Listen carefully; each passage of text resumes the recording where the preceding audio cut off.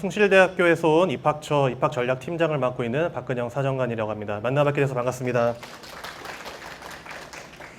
제가 오늘 인천시 학부모님들 대상으로 이렇게 설명회를 하게 된 게 특별한 인연이기도 하고 아주 기쁜 순간이기도 합니다. 왜냐하면 제가 인천의 아들이기 때문입니다. 참고로 제가 오늘 부평에 살고요. 저는요. 부평에서 왔습니다. 그리고 8회가 되면은 연안부두를 꼭 불러야 되고요. 문학에 가서 랜더스가 꼭 이겨야 된다고 외치기도 합니다.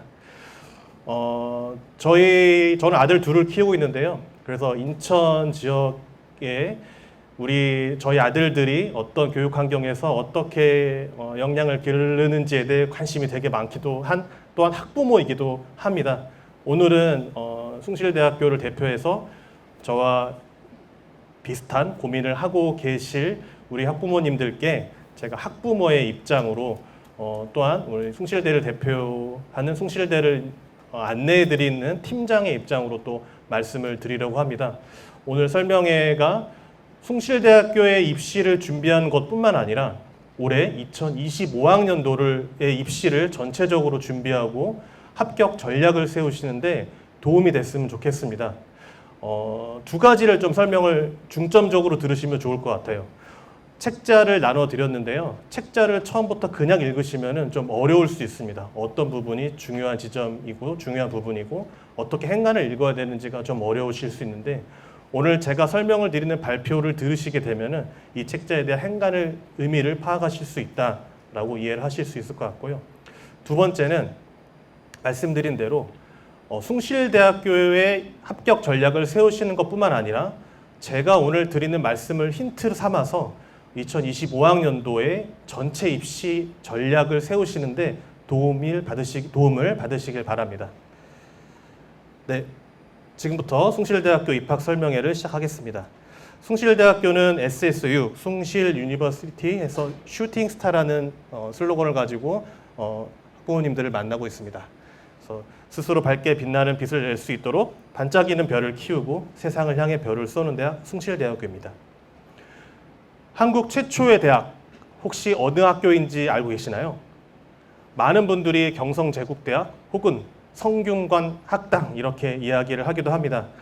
사실 한국 최초의 대학은 숭실대학교입니다. 숭실대학교는 평양에서 베어드 선교사님을 통해 기독교 정신을 바탕으로 1897년 숭실학당을 창학을 하였고요. 1906년에 고종 황제로부터 한국 최초의 근대대학 설립 인가를 받습니다.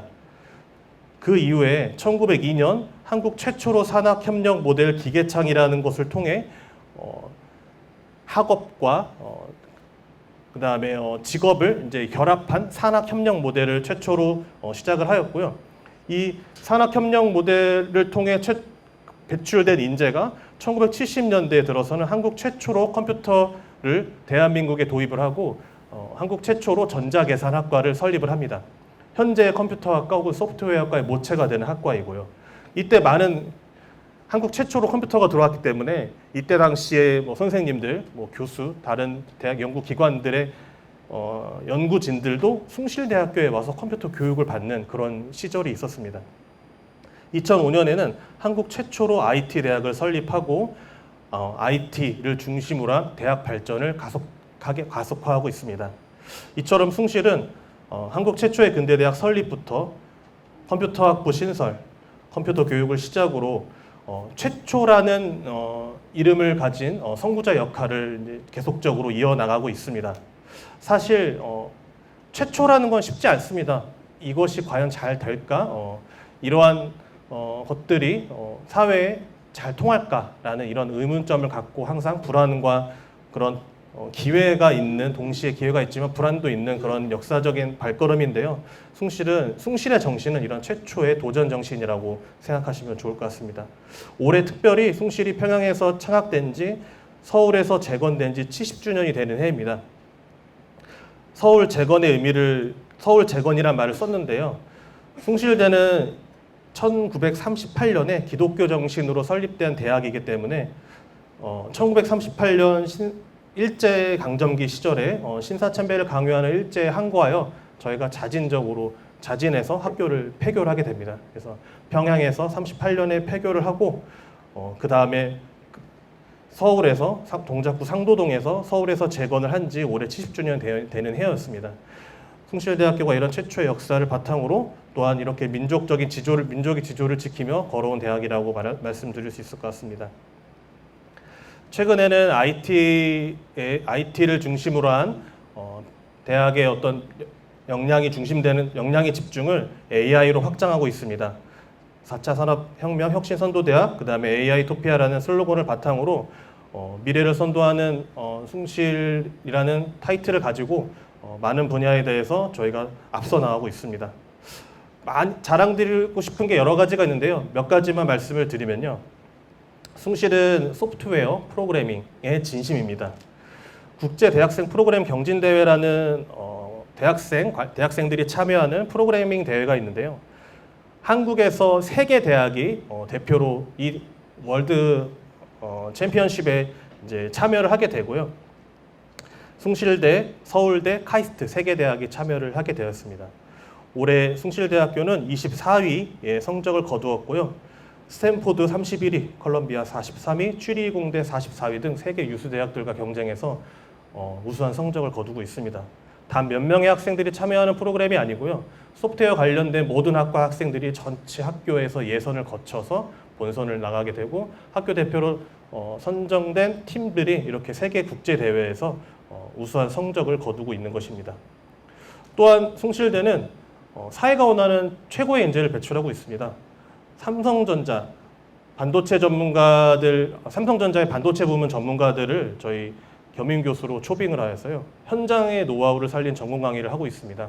16분의 삼성전자 반도체 부문의 전문가가 지금 겸임 교원으로 활동을 하고 계시고요. LG 디스플레이, 그다음에 LG U+ 등 유수의 기업들과 협약을 맺고 학생들에게 취업 혹은 전공 역량 강화에 도움을 주는 프로그램들을 운영하고 있습니다. LG U+는 전국 최초로 정보보호 분야 채용 조건형 계약학과를 신설하였습니다. 채용 조건형이란 졸업을 하게 되면 취업이 보장되는 의미입니다. LG U+의 정보보호학과는 자세히 추후에 설명을 드리겠습니다. 자, 이처럼 IT 명문을 넘어선 이제 숭실대학교는 AI 선도대학으로 또한 발돋움을 하려고 준비를 계속적으로 노력을 하고 있는 대학입니다. LG U+ 채용 조건형 계약학과에 대해서 좀 설명을 드리겠습니다. LG U+와 협약을 맺고 운영하는 학과이고요. IT 대학 내 정보보호학과라는 이름으로 개설이 되어 있습니다. 올해 총 20명을 선발하고요. 수시에서 12명, 그 중에 학생부 종합전형인 SSU 미래인재 전형으로 8명, 정보보호 특기자 전형으로 4명을 선발합니다. 나머지 8명은 정시로 수능 위주 전형으로 선발을 하게 됩니다. 어떤 혜택이 있냐면요. 4년간 장학금을 지원하고요. 매월 생활비 지원해드리고 입학하시게 되면은 LG 그램 노트북 지원, LG U+ 통신비 지원까지 혜택이 있습니다. 졸업 후 LG U+로 바로 취업을 해서 근무를 하실 수 있는 취업 보장형의 학과가 되겠습니다. 정보보호학과 이렇게 혜택이 좋은데 어떤 의미가 있냐면요.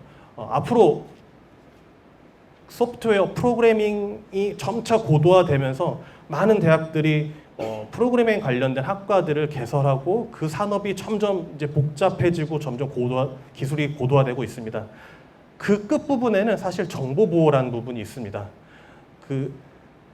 여러 학부모님들 아시겠지만 자율주행 자동차라든지 무인 시스템이라든지 어떤 소프트웨어로 운영되고 있는 모든 그런 시스템들의 개인정보, 정보보호라는 것들이 아주 중요해지고 있는 미래의 사회가 예상이 되고 있고요.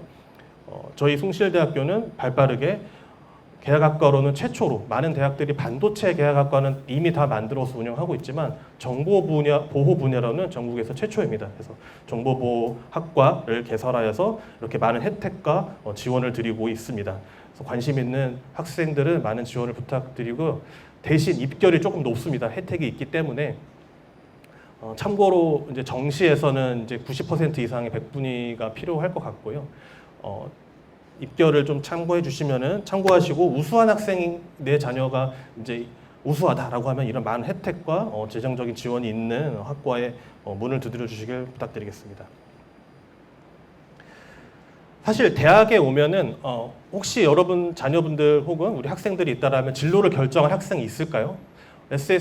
학생부 종합전형의 경우에는 많은 학생들이 진로 탐색 노력도 하고 전공 적합성을 키우기 위해서 고등학교 3년 동안 많은 노력을 하지만 반면에 또 한편으로는 내가 그 학과에 내 생기부를 맞췄다 이런 표현도 있을 만큼 우리 고등학교의 교육 그다음에 우리 학생들의 어떤 진로 목표를 이루기 위해서 입시라는 관문은 굉장히 중요하기도 합니다. 대학생 입학하게 되면 진로가 딱 정해질까요? 사실 그렇진 않습니다. 저희 숭실대학교 입학한 많은 학생들 중에서도 아직도 진로를 잘 결정하지 못하고 이미 입학을 했지만 내 전공이 나에게 꼭 맞는 전공일까라고 하는 의문을 갖는 학생들도 많이 있거든요. 해서 오늘은 시야를 좀 넓혔으면 좋겠어요. 숭실대학교에는 이렇게 많은 학과들이 개설이 되어 있습니다. 많은 대학들이 좀 비슷한 환경을 갖고 있지 않을까 싶습니다. 예를 하나 들어볼게요. 경영대학 안에 경영학부, 회계학과, 벤처중소기업학과, 금융학부, 숭실대는 4개 학과가 4개 모집 단위가 개설이 되어 있습니다. 저희가 상담회 혹은 박람회를 통해 많은 고등학생들을 만나보면 저 경상계열 희망해요 라고 하면은 가장 인기가 많고 학생들이 바로 답할 수 있는 모집 단위가 어디라고 생각하세요? 경영학부죠. 맞습니다. 우리 고등학생들이 그 진로를 탐색하고 학과를 탐색했을 때 가장 쉽게 생각할 수 있는 건 경영학부입니다. 하지만 저희 숭실대만 하더라도 경영대학 안에 경영학부, 회계학과, 벤처중소기업학과, 금융학부 4가지가 개설이 되어 있습니다. 1, 2학년 때는 경상계열을 기초로 하는 교과목들을 배우고요. 3, 4학년 때 해당 학과의 특별한 커리큘럼을 가지고 이제 가지가 쳐지는 학과들이라고 생각하시면 좋을 것 같아요. 예를 들어서 경상계열을 희망하긴 한데 내가 창업에 관심 있다라고 하면은 오히려 숭실대학교에서는 벤처중소기업학과가 더 적합할 수가 있습니다. 근데 많은 학생들이 경영학부는 아는데 벤처중소기업학과는 잘 모릅니다. 경영학부는 뭔가 그럴싸하고 내가 이 학과에 입학했다라고 이야기하긴 좋겠지만 벤처중소기업학과는 잘 모르기 때문에 섣불리 선택을 하는데 좀 어려움을 겪는 것 같아요. 이따 말씀드리겠지만 이 4개 학과의 차이를 제가 왜 말씀을 드리냐면 입결이 다르기 때문입니다. 그래서 지금은 우리 학생의 적성에 적합한 학과를 잘 선택해야 되기도 하지만 더불어 입학 가능성을 높이는 모집 단위가 어디냐를 동시에 고민하셔야 되기도 하기 때문에 이 4개 학과의 커리큘럼의 차이점, 그 다음에 입결의 차이점을 동시에 같이 보면서 고민하시면 좋을 것 같습니다. 이렇게 인문대학 안에는 이렇게 다양한 학과가 개설이 되어 있고 특히 숭실대는 IT의 진심인 학교입니다. 그렇기 때문에 IT 대학 안에서도 컴퓨터 학부, 소프트웨어 학부, 글로벌 미디어 학부, 그 다음에 반도체를 중점적으로 가르치고 있는 전자정보공학부 안에 전자공학 전공, IT 융합 전공 이름이 비슷하고 커리큘럼이 비슷하지만 학생들이 선택할 수 있는 폭을 넓히기 위해 혹은 교수님들의 전공 분야가 굉장히 다양하기 때문에 이렇게 많은 모집 단위가 개설되어 있습니다. 이 차이점을 입시의 관점으로 혹은 진로 적성의 관점으로 그런 시각으로 좀 바라봐 주시면 도움이 되지 않을까 싶습니다. 특히 올해는 많은 대학들이 그 교육부의 전공자율 선택제 정책으로 인해 자유전공학부 광역 모집 단위가 신설이 되어 있는데요. 저희 숭실대도 마찬가지입니다. 자유전공학부 인문, 자유전공학부 자연 2개의 모집 단위가 개설이 되어 있습니다. 실제 학과에 입학을 하게 되면 사실 그 학과로 자신의 진로가 정해지거나 끝은 아닙니다. 많이들 아시겠지만 2개의 전공을 복수 전공이라는 제도를 통해 2개의 전공을 하실 수도 있고요. 부전공이라는 제도를 통해 추가적으로 프로그램을 하나 더 하실 수도 있고요. 그것도 아니다. 내가 개설되어 있는 학과로 만족하지 않는다라고 하면은 숭실대학교는 융합전공이라는 것도 이렇게 많이 개설이 되어 있습니다. 예를 들어 보시면요. 빅데이터 학과 이런 학과는 없잖아요. 근데 빅데이터에 필요한 전공 과목들을 이제 융합을 해서 숭실대학교만의 특별한 전공 트랙을 만드는 것입니다. 보시면 소프트웨어 학부, AI 융합 학부, 정보통계보험수리학과 3개 학과의 전공 커리큘럼을 연계해서 만든 프로그램이고요. 숭실대에 오셔서 내가 만약에 빅 소프트웨어 AI 융합학부 정보통계보험수리학과 세학과에 입학하지 않았더라도 내가 빅데이터에 관심이 있다라고 하면 빅데이터 융합 전공을 이수해서 이 프로그램을 이수했다라는 어떤 자신만의 목표를 달성하기 위한 그런 역량을 강화할 수도 있을 것 같습니다. 어떤 한 모집 단위로 집중을 하지 않아도 된다. 시야를 넓혀라. 그런 의미로 계속 말씀을 드리고 있는 부분입니다. 자, 그것도 마음에 안 든다라고 하시면 오셔서 만들면 돼요. DIY 학생 설계 융합 전공이라고 있습니다. 실제 언론홍보학과에 재학 중인 학생이고요.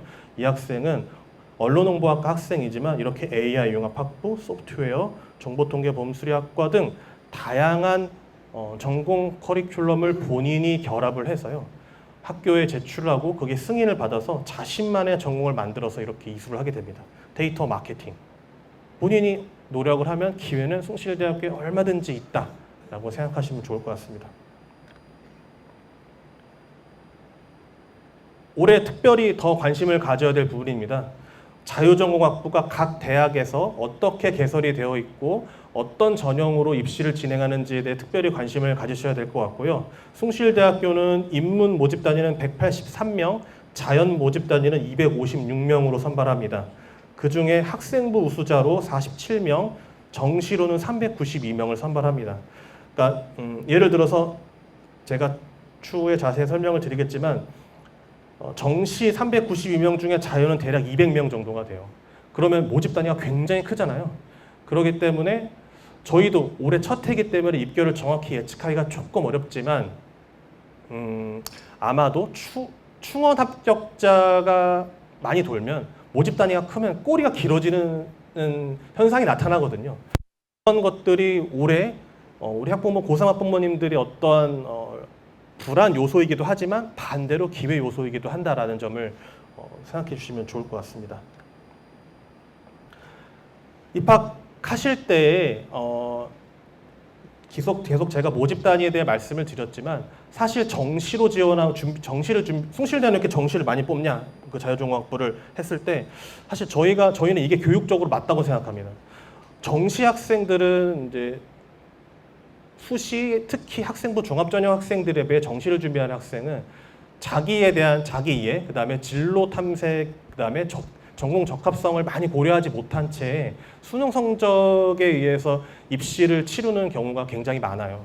저희도 그래서 실제로 정시로 입학한 학생들이 자기 진로를 결정하지 못하고 소위 점수에 맞춰 입학을 하다 보니까 자퇴도 많이 하고 그런 혼란을 겪는 경우가 많이 보입니다. 해서 저희가 정시에 이 학생들을 많이 지금 자유전공학부로 배정을 한 그 교육적인 이유가 있습니다. 일단은 정시이다 보니까 점수에 맞춰서 이런 말씀 드리기 뭐하지만 점수에 맞춰 숭실대 일단 입학을 하시면 됩니다.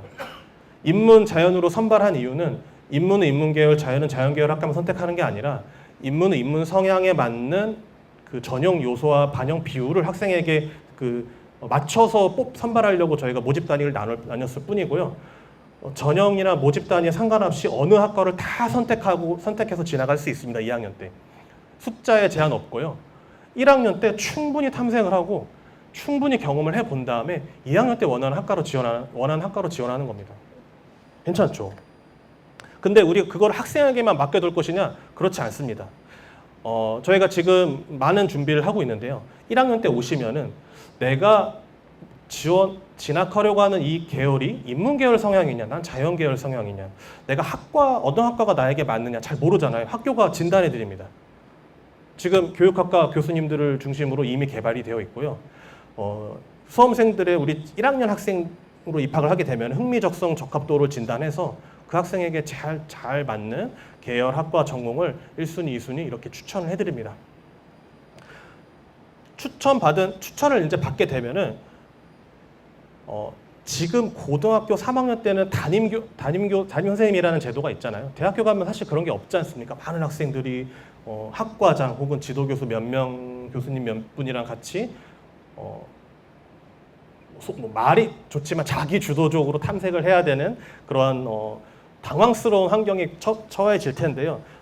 특별히 자유전공학부는 그렇지 않게 되려고 않으려고 저희가 지금 준비하고 있습니다. 그래서 담임 교수제를 지금 실제 담임 교수제를 배정을 하여서요. 우리 학생들이 실제 그 밀착해서 진로 지도를 받을 수 있도록 이 진단 결과를 바탕으로 진로 및 전공 설계를 하게 되고, 인문계 학생들도 자연계학 계열학과, 소프트웨어 학부라든지 자연계열 학과로 지원할 수 있게 기초 과학 수학 교과목들을 1학년 때 제공할 겁니다. 어댑티드 러닝이라고 하잖아요. 적응형 학습이라고 AI 기반으로 수준별 학습 지원 도구도 제공할 겁니다. 그래서 계속적으로 내가 계열을 넘나들 수 있게, 혹시 이게 어떤 장벽이 되지 않게끔 숭실대는 준비를 하고 있으니까 걱정하지 않으셔도 될 것 같아요.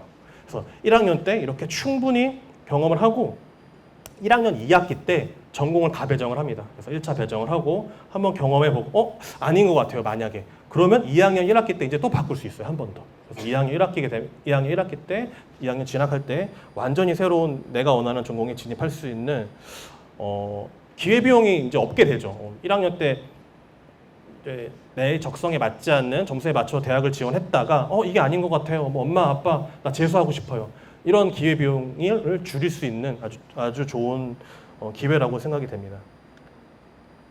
그래서 지금까지의 내용을 좀 말씀을 드리면은 목표학과가 분명히 있으실 것 같아요. 근데 거기에서 좀 시야를 넓혀서 유사학과 혹은 자유전공까지, 그다음에 대학의 제도를 활용해서 역량을 강화할 수 있는 다양한 방법까지도 고민해 보셔라. 그래서 시야를 넓혀라 라고 하는 게 제 첫 번째 포인트입니다. 숭실대학교는 이러한 분야로 특성화 분야를 육성하고 있습니다. 반도체, 미래에너지, 이커머스, 글로벌 문화예술 콘텐츠, 양자, 스마트 제조, AI 분야입니다. 관련 학과들은 화학공학과, AI 융합학부, 전자정보공학부, 글로벌 통상학과, 물리학과, 산업정보시스템공학과, 예술창작학부의 문예창작 전공입니다.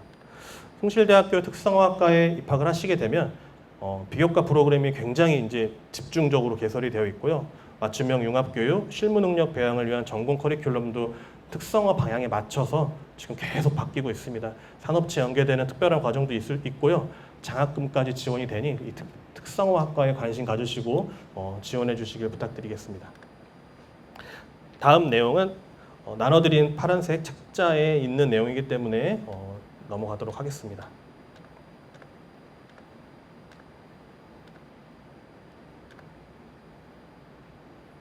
잠깐 쉬어가는 타이밍으로요. 세상에 상다리 부러지게 차리셨네요. 이 말 혹시 들어보신 적 있죠? 물리학을 전공하신 우리 학부모님들 계실까요? 물리학? 아니면 우리 선생님들 중에 물리 선생님 계실까요? 도대체 몇 인분을 차려야 상다리가 부러질까요? 몇 인분을 차려야 부러질까요? 숭실대학교의 수업의 시작입니다. 건축학부의 건축재료 역학이라는 수업 시간인데요. 이렇게 시작합니다. 얼마나 많은 음식이 올라가야 상다리가 부러질까? 이렇게 음식을 이제 이런 교수님이 이런 아젠다를 가지고 수업을 시작하고요. 상의 모양, 밥의 무게를 이제 가정을 해서 여기 오크우드, 참나무로 만든 상일 경우에 수식을 활용해서 62,400인분을 차리면 상다리가 부러질 거다라고 하는 결론을 도달합니다. 어때요? 즉, 보시면 재밌죠? 저절로 미소가 지어지죠. 숭실대 학생들 이런 교육 받고 있거든요. 한번 이런 학교 한번 보내고 싶지 않으실까요? 제 아들은 이런 학교 한번 보내고 싶을 것 같아요. 숭실대학교는 이렇게 인게이지드 러닝이라는 모토를 가지고 교육을 혁신하고 있습니다. 전공 지식과 현실 문제가 동떨어져 있으면 강의실에 갇혀 있는 죽은 지식이잖아요. 전공 지식과 현실 세계가 이렇게 결합이 될 수 있게 아주 우리 주변에서 거창하지 않더라도 이렇게 상다리가 몇 인분을 차려야 부러질까라는 이런 손쉬운 주제를부터 시작해서 우리 학생들이 실제 참여해보고 풀어보고 실생활하고 연결지어보는 이런 숭실대학교의 교육혁신입니다. 하나 더 갖고 왔어요. 램프 요정 진이는 기체일까요? 액체일까요? 고체일까요? 네, 화학공학과의 수업인데 한번 잘 생각해 보시면 좋겠습니다. 네, 숭실대학교는 기독교 정신으로 만들어진 대학입니다. 그래서 숭실대학교만의 특별한 교양 교육이 있는데요. 바로 소그룹 채플입니다. 아까 자유전공학부뿐만 아니라 우리 학부모님들께서 우리 학생들을 대학에 보내면 우리 아들이, 우리 딸이 과연 대학교에 잘 적응하고 있는 게 맞나? 말도 안 해주고 대답도 안 하고 고민되시고 걱정도 걱정스러우실 것 같아요. 저희가 올해 본격적으로 시작하는 교양 교육 프로그램이고요. 체프를 통해서 기독교 교육만 가리키는 어떤 종교 개종을 하기 위한 그런 교육이 아니라 멘토와 함께 성장하는 공감, 소통형 체플이라고 해서요. 정신건강, 이성교제, 진로취업, 대학생활 적응 등 이런 다양한 주제를 가지고 멘토와 토론해보고 동료 친구들과 토론할 수 있는 그런 멘토링 프로그램들을 지금 갖고 있습니다. 실제 우리 학생들의 뒤에 사진을 보시면 아주 표정이 밝은 걸 보실 수 있는데요. 우리 학생들이 사실 디지털 원주민이잖아요. 친구를 사귀고자 하는 그런 욕구는 있지만 그런 관계를 이제 잘 좋은 친구들 혹은 다양한 의견을 가진 친구들을 이렇게 그룹핑 해주는 것도 굉장히 중요합니다. 우리 학생들한테. 그래서 다양한 의견을 주고받고 우리 학생들이 고민도 나눌 수 있고 대학생활도 적응하고 진짜 성인으로서 이제 성숙해 나가고 성장해 나가는 그런 시간들을 가질 수 있을 것 같습니다. 숭실대학교 올해 취업률 71%로 서울시 주요 대학 중에 5위를 기록하였고요. 사실 취업률 숫자는 중요하진 않고요. 우리 학생들이 양질의 일자리를 충분히 잘 찾아가고 있다. 숭실대는 이렇게 보시면 좋을 것 같습니다. 자유전공학부로 입학한 학생들에게 특별한 장학금도 준비해놨습니다. 우리 정시 일반 전형 자유전공학부 학생들을 위해서 최초 합격자의 30%까지는 수업료와 교환학생 지원금 지원해드리고요. 학생부 종합전형의 전 모집단위 학생, 그다음에 학생부 우수자 전형의 전 모집단위 학생들 최초 합격자 20%의 입학성적 우수 장학금까지 준비하고 있습니다. 또한 자립준비 청년 장학금으로 숭실대가 사회공헌을 이제 대학의 책무를 다하는 그런 대학의 방향을 바탕으로 자립준비 청년 장학금까지 준비를 하고 있습니다. 또한 이제 숭실대학교에서 8학기 총 보내실 텐데 국내 우리 숭실대에서 7학기, 해외에서 1학기 보낼 수 있습니다. 한 학기를 뭐 하면서 보내냐? 교환학생도 하실 수 있고 자원봉사, 봉사활동, 그다음에 인턴십을 통해서 한 학기를 해외에서도 보낼 수 있습니다. 그래서 다양한 학과뿐만 아니라 글로벌한 활동도 할 수 있다 생각해 주시면 좋을 것 같습니다.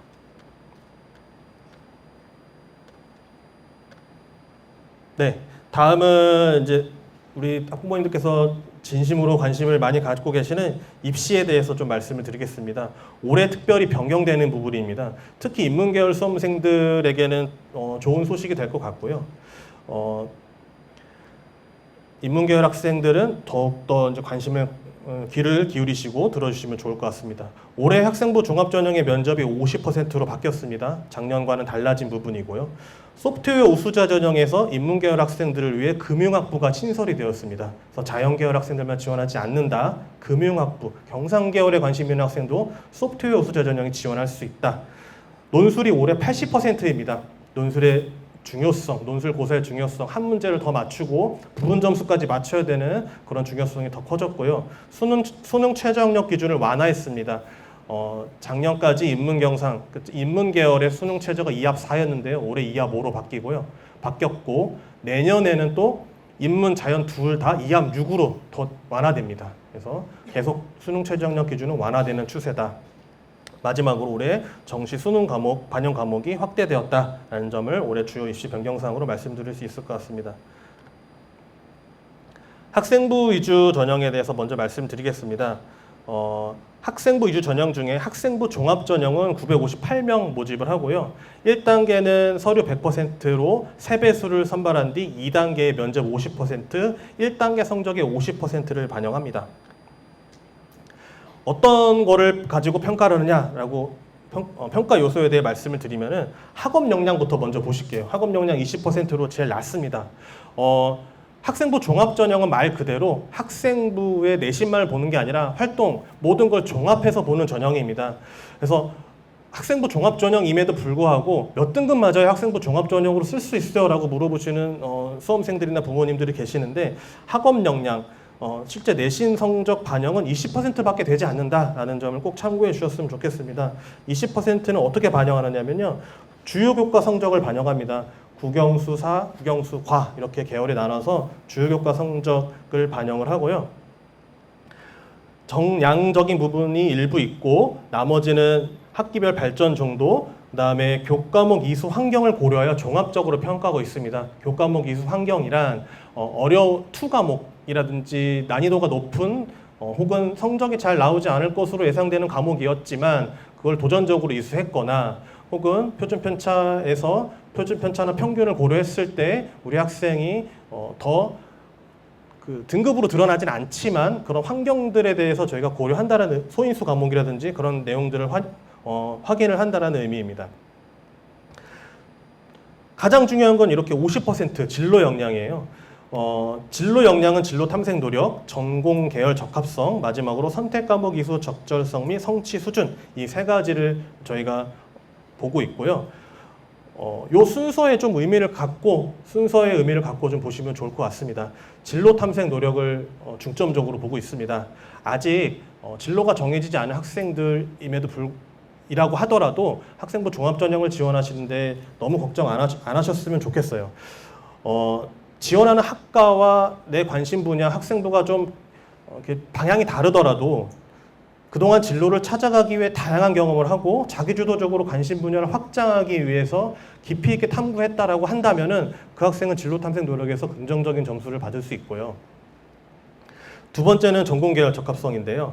이 학생은 이 요소는 지원하는 모집 단위와 우리 학생이 그동안 활동했던 경험들, 과정들의 주제가 이제 맞았을 경우에 긍정적인 점수를 받을 수 있게 됩니다. 이제 자기 주도적으로 진로 목표를 설정하고 실행 노력을 다양히 종합적으로 평가하게 되는데 이제 깊이 있는 탐구 혹은 교과와 비교과를 연계했다든지 교과간을 또 연계해서 했다든지 그런 전공에 대한 혹은 계열에 대한 흥미와 관심이 좀 뛰어난 학생들이 이 전공 계열 적합성에 대해서 긍정적인 평가를 받으실 수 있을 것 같습니다. 마지막은 선택 과목 이수 적절성 및 성취 수준이고요. 선택 과목을 적절하게 선택하여 이수했는지 저희가 매년 이제 학과 안내 책자라든지 배포해드리는 자료에 모집 단위에서 이제 중점적으로 관심 있어하는 선택 과목들을 가이드 차원에서 이제 안내를 해드리고 있습니다. 이제 그거는 뭐 꼭 이수를 해야 되냐 안 되냐 그런 관점은 아니고요. 가이드 차원에서 드리는 그런 내용들, 필요한 교과목들을 적절하게 잘 이수했는지 그 성취 수준은 어떠했는지에 대해 종합적으로 평가를 하고 있습니다. 마지막으로는 숭실 역량이고요. 30% 반영됩니다. 숭실 인재상 적합성은 작년과 달라졌습니다. 그래서 작년 거는 기억하지 마시고 올해 것만 기억하시면 좋을 것 같은데요. 고교 과정에서 이야기하는 의사소통 역량, 그 다음에 공동체 역량 이 두 가지를 본다라고 생각하시면 좋을 것 같습니다. 그래서 생기부에 의사소통 역량, 그 다음에 공동체 역량이 많이 드러나 있거나 그런 활동들의 강점을 보인다면은 이 숭실인재상 적합성에서 유리한 점수를 받으실 수 있을 것 같습니다. 나머지는 출결봉사가 포함이 되는 성실성, 그 다음에 학폭 등 공동체 윤리 이런 것들이 확인하고 있는 인성 이렇게 반영하고 있고요. 총에서 제일 중요한 게 진로 역량 50%이고 걱정하시는 학업 역량은 20%밖에 반영하고 있지 않다라고 생각하시면 좋을 것 같습니다. 이렇게 세 배수 동점자는 다 모두 선발하게 되고 세 배수가 이제 면접으로 올라가게 되는데 면접은 서류 기반 면접입니다. 서류 기반 면접이란 뭐 서류에 있는 내용이 진위 여부를 당연히 확인하게 되고요. 실제 우리 학생들이 그 활동을 통해 그 과정에서 어떤 성찰을 했는지 그 다음에 본인이 스스로 생각하기에 내가 성장한 역량은 내가 향상된 역량은 무엇인지를 저희가 확인합니다. 다만 그 내용이 이제 꼬리를 무는 질문으로 깊이 있게 들어갈 수 있게 되고요. 여기 보시게 되면은 이제 해당 과목은 왜 수행했고 특별히 그 주제는 왜 탐구를 했고 어떤 내용인지 생기부에 있다라 관심 있게 썼다라고 하면 그 내용에 대한 개념을 알고 있는지 그 다음에 그 개념을 그 학습을 확장하고 지식의 전이가 일어날 수 있도록 우리 수험생 개인이 스스로 한 노력은 무엇인지 심화 독서 활동을 했다든지 또 비교과와 연결했다든지 아니면은 다른 교과의 주제를 한번 이렇게 연결지어 봤다든지 이런 다양한 자기주도적인 탐구 노력을 면접에서도 더 심화해서 확인하게 됩니다. 사례를 한번 갖고 왔습니다. 실제 이 학생은 경영학부의 합격생이었고요. 경영학부는 합격자 주요 교과 평균이 2.78이었고 우리 학생의 주요 교과 평균은 3.66이었습니다. 이 학생들은 일단은 미적분하고 수투를 이수를 했고요. 경상계열에서는 확실히 수학을 이제 심화해서 이수한 학생들이 조금 유리한 평가를 받고 있습니다. 그래서 단순히 수투 교과에서 배운 원리 합계 극한과 자연상수이가 밀접한 관련이 있음 말고 주제 탐구 활동을 했으며 여기에 보시면은 그 실제 그 시간의 연속 복리와 그 활동을 주제로 주제 탐구한 뒤에 구체적인 내용은 많이 생략이 되어 있어서 좀 약간 아쉽지만요, 다 보여드릴 수 없는 부분이. 그래서 이 학생이 실제 지식을 알고 그다음에 그거를 이제 활용할 수 있고 적용해 봤다, 이렇게 심화된 단계까지도 이제 갔다라고 보시면 좋을 것 같고요. 이제 이 부분은 경영학부 학생이지만 경영학에서 특히 이 학생은 마케팅에 관련 이제 흥미가 있어가지고 마케팅을 위해서는 데이터 관련 역량도 본인이 필요할 것 같다고 생각을 한 것 같아요. 자, 이런 것들이 전공 적합성이나 진로 탐색 노력에 확인이 되는 부분입니다. 내가 지원하고자 하는 학과에 필요한 역량이 무엇인지 스스로 안 거죠, 그렇죠?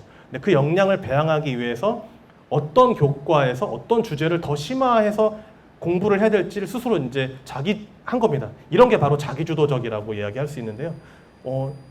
찍지 않으셔도 되고요. 82페이지에서부터 이 내용이 다 있습니다. 그리고 마지막으로 말씀을 드리고 싶었던 건 이제 이렇게 전교 학생에서 주도적인 역할, 아까 제가 공동체 역량이라든지 의사소통 역량을 확인하고 있다라고 말씀을 드렸습니다. 그리고 동아리가 꼭 전공 적합성에 꼭 맞는 동아리만 해야 될까요? 그렇지 않습니다. 그래서 미디어 영상반도 했고요, 치사 영어 스피치반도 했습니다. 이 학생이. 그래서 다양한 활동을 본인의 진로를 찾기 위해 다양한 활동을 열심히 노력했다라고 생각해 주시면 좋을 것 같습니다. 그래서 이런 내용들도 숭실대에서는 긍정적으로 평가받았다입니다. 네, 마지막으로 이렇게 창업에 대한 관심도 있었죠. 네, 창체에서는 이렇게 드러났습니다. 이게 지원 전공과 연결되는 점이 이렇게 창업으로 드러났습니다. 실제 면접 질문입니다. 이렇게 어떤 개념들이 언급이 되어 있다면 우리 학생이 진짜 그 개념을 이해하고 있는지, 설명할 수 있는지, 그 다음에 그 개념이 실제 어떻게 적용될 수 있는지, 그리고 스스로 그걸 어떻게 평가하는지, 이렇게 쭉 일련의 과정들을 본다라는 것을 생각하시면 좋을 것 같아요. AI 융합학부의 사례는 이렇게 되고요. 근데 이 학생은 지원 전공에 대한 관심과 역량이 여러 교과에서 두루두루 이제 보였어요. 이렇게 참고를 하시면 좋을 것 같습니다. 그 다음에 이제 여기 인공지능에 대한 수업도 들었고, 그 안에서 어떤 이슈, 사회 이슈에 대해서 이슈와 그 다음에 여기 전공과 관련된 지식을 이제 결합을 해서 연결지어서 본인이 어떤 특별한 활동을 주도적으로 한 거죠. 이렇게 보시면 좋을 것 같습니다. 네, 실제 이 학생에게 나왔던 면접 질문들입니다. 그래서 여러 친구들과 함께하는 공동 연구를 진행하여 어려웠던 점을 어떻게 해결하나요? 뭐 이런 질문들, 실제 하지 않았으면은 생활기록부에 이 실제한 내용이 담기지 않았으면 이런 질문들을 하기는 어려웠었겠죠. 그렇죠? 제가 지금 드린 말씀을 정리해보면 이렇습니다. 저희가 학생부 종합전형으로 선발할 때 질적 수준을 어떻게 구분하냐라고 했을 때 사실 이런 개념을 차용을 합니다. 교육학에서 교육심리학 분야에서 많이 활용하고 있는 분야인데요. 물론 이게 인지적인 요소이긴 합니다만 실제 이렇습니다. 여기 내가 그 개념을 이제 알았냐, 기억하냐, 잊어버리지 않고 기억하냐, 이해하냐, 응용하냐부터 해서 제일 마지막에는 분석하고 평가하고 창조하기까지 이렇게 수준이 올라가는 거죠. 그러면 이러한 질적인 구분을 통해 저희가 우리 학생부에 나오는 우리 학생들의 어떤 생기부에 대한 그 학생부의 그 기재 사항을 평가를 하게 되는데, 이런 내용들을 채용하겠다라는 것은 반대로 이런 개념을 가지고 우리 학부모님들은 혹은 선생님들은 우리 학생부를 보시기에 이렇게 심도 있는 표현이나 활동들이 있나 한번 점검해 보시면 도움이 되지 않을까 싶어요. 실제 우리 선생님들이 그 2015 개정 교육과정에서 성취 수준을 이제 기재하실 때 이런 수준으로 기재하시도록 가이드를 연수를 받습니다. 이렇게 이해하고 암에서부터 설명하고 제시하고 마지막으로 분석하고 현실에서 찾고 적용하다. 학부모님들이 보시기에도 수준이 다르죠, 그렇죠?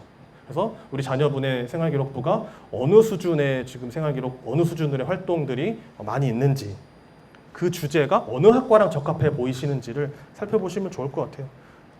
2015 개정교육과정에 따른 고등학교 사회과 평가 기준의 연구 보고서에 대한 내용이에요. 이렇게 A, B, C, D를 보시면은 이런 게 연수의 그런 교재에 대한 내용이거든요. 그래서 이렇게 차이가 난다. 저희도 이런 것, 대학도 이런 것들을 참고해서 평가에 활용한다라는 점입니다. 그 학생부 종합전형을 입결을 말씀드리려고 하는데요. 사실 말씀드렸지만 학생부 종합전형의 내신은 20%밖에 반영이 되지 않습니다. 그래서 참고 삼아 봐주시면 좋을 것 같아요. 그래서 제가 좋아하는 갖고 왔습니다. 애니메이션. 네. 내신 등급은 참고 사항입니다. SS 미래제정의 각 모집 단위의 교과 평균과 교과 70컷이에요. 지금 파란색 책자에 있는 내용이고요. 입학처 홈페이지에서도 보실 수 있는 내용인데요. 제가 아까 모집 단위 설명드릴 때 힌트를 드렸죠. 어떻게 보시는 게 좋을까요? 경영대학 안에 아까 경영학부, 회계학과, 벤처중소, 금융 이 4개 학과를 동시에 보시는 거예요. 그래서 경쟁률과 평균과 70컷이 어떻게 다른지 4개 학과가 그래서 우리 자녀분들은 어느 학과에 더 모집 단위에 더 적합할지 자, IT도 한번 보실게요. 소프트웨어, AI 융합, 그다음에 컴퓨터까지 이렇게 프로그래밍을 하는 쪽은 이렇게 됩니다. 반도체 2개 학과들도 분명히 경쟁률과 내신 등급이 달라요. 이거 확인하시면서 보시면 좋을 것 같습니다. 저희가 올해부터 처음으로 이렇게 분포도를 다 공개하게 됐어요. SS 미래제전형 학생부 종합전형은 내신이 전부가 아닙니다. 그럼에도 불구하고 분포도를 공개해드린 이유는 숭실대학교에는 2, 3등급 학생이 가장 많이 지원하고 가장 많이 합격을 해요. 그렇지만 여기 보시면은 4등급, 5등급 학생들도 합격을 한다라는 것입니다. 그래서 내신 성적으로만 모든 게 끝나는 게 아니라 아까 보여드리는 것처럼 내신 성적은 거둘 뿐입니다. 그래서 어떤 학과들이 어떤 분포를 가지고 있는지 너무 이제 내가 우리의 자녀분이 지원을 할 만할지 안 할지를 너무 내신으로만 판단하지 않으셨으면 좋겠어요. 그래서 4, 5등급 학생들도 진로 역량, 그러니까 나머지 비율이 높은 평가 요소에서 우수한 평가를 받는다면은 충분히 합격 가능성이 있다라고 보시면 좋을 것 같습니다.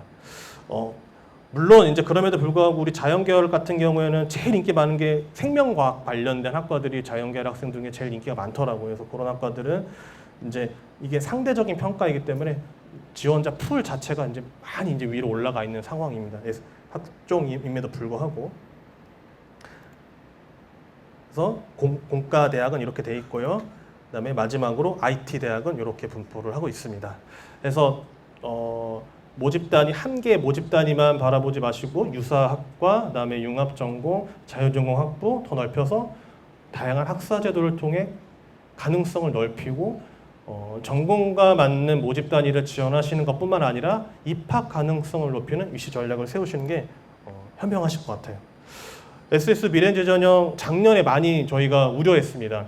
자기소개서가 없어지고 재수생이 학생부 종합전형으로 많이 지원을 했음에도 했고 이미 재수생이기 때문에 면접의 경험이 있는 학생들이었잖아요. 그다음에 혹은 뭐 대학교 1학년의 과목을 일부 이수했거나 그래서 저희가 재수생이 면접에서 유리할 줄 알았어요. 그리고 실제로 재수생이 최종 합격자의 비율이 더 높아질 것이라고 우려했는데 그렇지 않았어요. 여전히 학생부 종합전형은 우리 현역 고3 학생들이 유리하다라는 겁니다.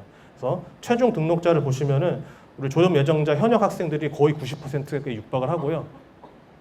재수생의 비율은 10%밖에 되지 않았습니다. 그래서 이 점 꼭 유념해서 고3일 때 학생부 종합전형이 여전히 유리하다, 우려하지 않으셔도 된다 참고하셨으면 좋겠습니다. 나머지는 이제 기회균형과 소프트웨어 우수자 전형 교과 평균이고요. 제가 소프트웨어 우수자 전형도 설명을 드렸잖아요. 아까 컴퓨터 학부, 소프트웨어 학부, 글로벌 미디어 학부, AI 융합 학부는 학생부 종합 전형인 SS 미래인재 전형으로도 선발을 하고 있습니다. 그런데 경쟁률과 교과 평균 입결을 보시면 조금 다를 거예요. 소프트웨어 우수자 전형은 동일하게 학생부 종합 전형으로 평가 요소가 같지만 내신 성적보다도 내신 성적 전교과 주교과 전체를 다 잘하는 학생들보다 오히려 소프트웨어 관련된 관심이 더 많고 소프트웨어 관련된 활동이 더 많다면은 소프트웨어 우수자 전형에서 좀 유리하게 평가를 받으실 수 있고요. 실제로 그 학생들이 이렇게 합격을 했기 때문에 어떤 입결에 대한 차이가 작년에 발생을 했다라고 보시면 좋을 것 같습니다. 그래서 관련된 이 4개 학과, 올해는 금융학부까지 포함됐죠. 이 5개 학과에 관심 있는 학생이다라고 하면은 SS 미래인지뿐만 아니라 소프트웨어 우수자까지도 이렇게 관심을 가지시면은 좀 더 기회가 많아질 것이라고 생각이 듭니다. 네, 그래서 지금 학생부 종합전형까지 좀 정리를 해보면요. 내신 등급은 이제 거들 뿐입니다. 그리고 나만의 스토리를 짜시는 게 좋아요. 아까 제가 말씀을 드렸잖아요. 그 질적 수준을 구분하는 그 기준들을, 그래서 그런 질적 수준의 기준들, 그 다음에 내가 어떤 전공에 관심 있고 어떠한 진로 탐색 노력을 그동안 해왔고 그게 왜 그랬고 그게 어떻게 다른 교과를 연결해 보았고 내가 주도적으로 어떻게 학습을 확장했고 이런 나만의 스토리가 있으면은 진로 역량이나 다른 요소로 충분히 극복할 수 있고요. 내신 성적은. 그래서 나만의 스토리를 갖고 그런 열정적인 모습을 갖고 있는 학생이 사실 학생부 종합전형에서는 더 유리하답니다. 면접이 올해는 50%가 됐잖아요. 더더욱이나. 그래서 3배수 안에만 들면은 면접으로 뒤집을 수 있는 확률이 작년까지는 65%였어요. 그러니까 2배수, 3배수, 2, 3배수에 합격한 학생이 최종 합격할 확률이 65%였는데 올해는 아마도 이게 더 늘어나지 않을까 조심스럽게 예측을 해봅니다. 그래서 그리고 이제 작년에도 강조했던 내용이긴 하지만 면접이 이제 자기소개서를 이제 준비를 해야 되는 시간이 없어졌잖아요. 그럼 지금부터 뭘 해야 되냐? 면접을 준비를 해야 됩니다. 그래서 3학년까지 1학년부터 3학년까지 모든 그 학생부의 내용에 대해서 다 질문이 면접으로 나올 수 있기 때문에 지금부터 1학년 때부터 3학년 때까지 학생부를 쭉 보면서 어떤 게 나에게 의미가 있었고 내가 강조할 만한 활동이었고 이 부분에서 질문이 들어올 때 나는 어떤 대답을 할 수 있고 이렇게 차분히 준비한 친구들이 실제 학생부 종합전형에서는 좋은 결과를 얻으실 수 있을 것 같습니다. 네, 다음은 학생부 우수자 전형입니다. 저희 학생부 교과 전형이고요. 숭실대가 다른 대학이랑 특별히 있는 차이점은 교과별 가중치가 계열별로 달리 설정이 되어 있습니다. 해서 해당 교과목, 해당 교과에 대한 단순 평균을 보시면 안 되고요. 가중치를 반영한 해서 최종 환산 점수가 우리 지원자에게 어떤 모집 단위가 유리할지, 어떤 계열이 유리할지를 보셔야 되고요. 예를 들어서 같은 인문 성향의 학생이지만 인문 계열 모집 단위와 경상 계열 모집 단위가 가중치가 수학에서 보시면 차이가 납니다. 해서 수학 내신 성적, 내신 등급이 다른 국어나 사회보다 높다, 좋다라고 한다면은 당연히 환산 점수에서 유리하게 적용이 되겠죠. 그래서 이런 계열에 따른 가중치에 대한 차이를 꼭 확인을 하셔야 되고요. 올해 신설되는 자연중공학부 인문은 30, 20, 30, 20으로 이제 인문 경상 구분 없이 다 똑같이 반영할 예정이고요. 자연계열하고 자연전공학부 자연은 동일하게 15, 35, 25, 25 반영합니다. 진로 선택 과목은 A는 1등급, B는 2등급, C는 3등급이고 이수 개수에 대한 차등은 두지 않습니다. 내년에는 바뀌어요. 대신에 그거는 내년 혹시라도 내년에 제가 여기 또 오게 되면 그때 설명을 해드리겠습니다. 아까 인문계열 학생들에게 희소식이라고 말씀드린 내용입니다. 인문경상 계열 학생들, 자연종합부 인문에 지원하는 학생들의 수능 최저 등급이 2합 4에서 2합 5로 완화되었습니다. 그래서 올해 2합 5로 완화되었기 때문에 최저 충족 비율이 여기 보시면은 작년에 51%였는데 올해 조금 달라질 것이라고 예상이 되고요. 수능 최저 충족률이 달라지게 되면은 입결이 또 흔들립니다. 변동이 있습니다. 그 점도 같이 고민을 하셔야 될 것 같아요. 학생부 수자 전형의 분포들은 정말 중요하죠. 도대체 컷이 어디냐, 이게 도대체 어떻게 이 학생들이 오밀조밀하게 있냐 굉장히 중요하고요. 그 내용을 이게 다 담아봤습니다. 이 내용은 숭실대학교 입학 홈페이지에도 초록색 책자 오늘 나눠드리지는 못했는데 그 초록색 책자에도 담겨져 있는 내용이니까 PDF 다운받아가지고 바로 보실 수 있어요. 이거 해상도 안 나오게 찍지 않으셔도 되고요. 작년에 모집 단위별로 수능 최저 학력 기준 충족 비율까지 같이 표시를 해드렸어요. 이러한 점들을 같이 보시면 좋을 것 같습니다. 법학은 요 정도, 요렇게 법사회대는 이렇게 2등급 중반 초반에서 분포하고 있고요. 경상계열은 약간 이제 올라갑니다. 약간 1등급 후반부터 2등급 중반까지. 그 다음에 자연은 이렇게 확실히 더 올라가고 여기 의생명은 아무래도 인기가 많게 되다 보니까 앞에 많이 앞쪽으로 포진이 되어 있습니다. 공대는 이렇고요. 요게 조금 저희가 좀 아픈 손가락이에요. 그래서 작년에 신소재공학과가 이제 물론 올해는 어떻게 될지 모릅니다. 작년에 이런 분포를 보였다라는 겁니다. 나머지는 IT 대학입니다. 지금 보시는 등급은 가중치를 반영하지 않은 단순히 산술 그 이수 단위만 고려한 산술 평균이에요. 그래서 가중치를 고려해서 저희 대학 어디가에 저기 계산식이 공개되어 있잖아요. 거기에 실제 내신 교과별 이제 등급을 넣어 보시고 실제 환산 점수가 어떻게 바뀌는지를 한번 보셔야 됩니다. 그래서 환산 점수를 보시는 게 더 정밀하게 체크를 하실 수 있습니다. 학생부 수저 전형은 최종 등록자 기준 87.7%가 고3 현역 학생들이었고 여전히 여기도 고3 학생들이 유리하다, 잘하고 있다라고 생각이 됩니다. 네, 마지막으로 논술입니다. 논술은 올해 80%로 바뀌었습니다. 그래서 논술의 중요성이 여전히 중요하고요. 이 한 가지만 보시면 될 것 같아요. 논술은 작년에 60%였는데 80%로 올라갔다. 그 의미가 뭐냐? 논술 학생부 교과를 40을 반영하냐 20을 반영하냐에 대한 차이는 작년에는 저희가 5등급 이하는 거의 걸러졌어요. 교과가 40이다라고 하다 보니까. 근데 교과가 20으로 줄었잖아요. 그러면 6등급, 7등급에게도 기회가 생겼다 올해는. 이렇게 보시면 될 것 같아요. 나머지는 논술 문제를 한 문제라도 얼마나 더 잘 점수를 맞냐 포인트가 되겠죠.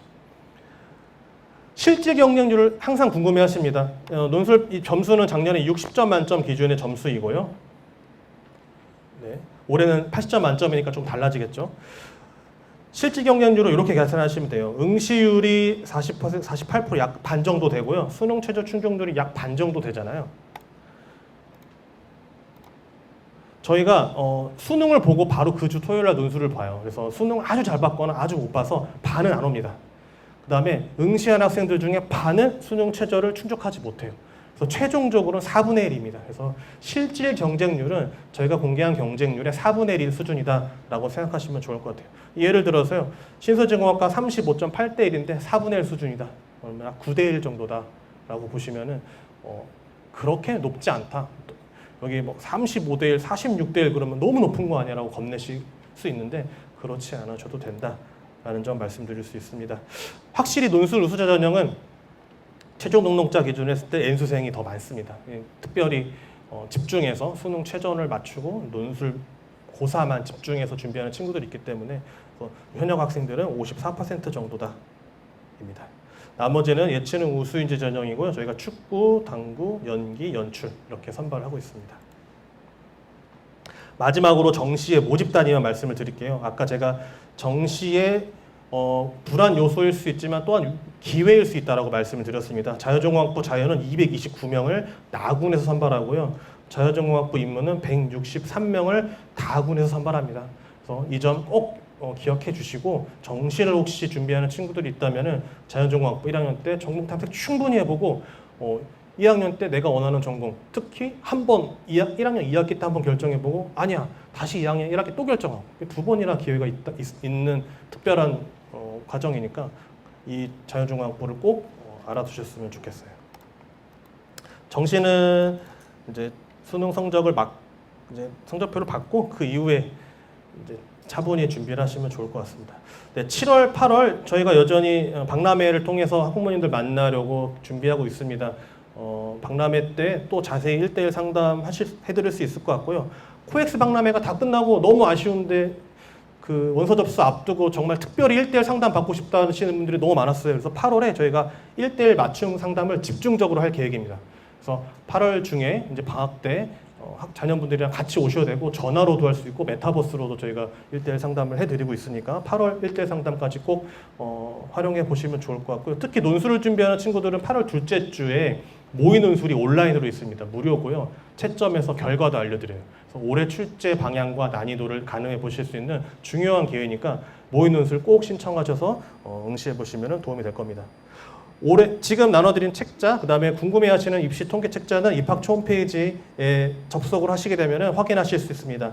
admission.ssu.ac.kr에 접속하시면 저희 박람회 일정과 아래 하단에 초록색 그 배너로 입학 전형 통계 책자, 입학 전형 안내 책자, 모집 유관까지 총 3종을 확인하실 수 있게 이렇게 공개해놨습니다. 입학처 홈페이지 통해서도 많은 정보 얻어가시길 바랍니다. 스스로 빛나는 별을 만들고 세상을 향해 별을 쏘는 대학 숭실대학교였습니다. 경청해 주셔서 감사합니다.